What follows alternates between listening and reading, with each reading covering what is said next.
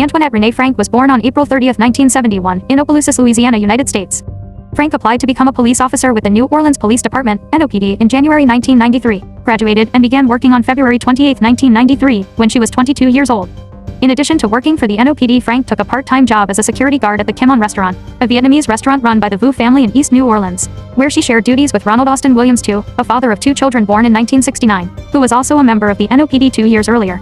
On November 25, 1994, Frank responded to an incident in which Rogers Lacaz, a notorious drug dealer, had been shot. As a result of this incident, they became a couple. Frank took Lacaz in her patrol car to accompany her, and introduced him to people sometimes as her protege or her nephew. For whatever reasons. On March 4, 1995, Frank and Lacaz robbed the Kim On restaurant. Whether this was premeditated or unplanned is unknown.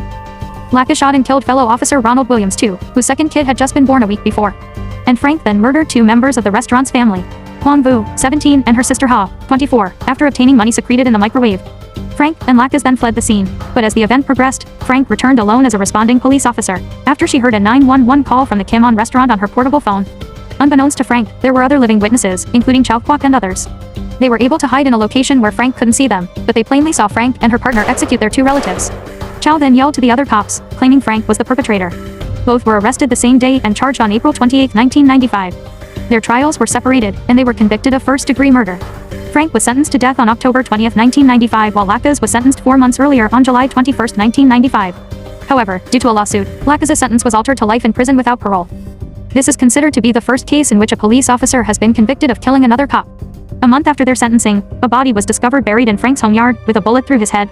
Her father reportedly went missing a year and a half ago. However, because Frank was already on death row, detectives decided not to examine the discovery.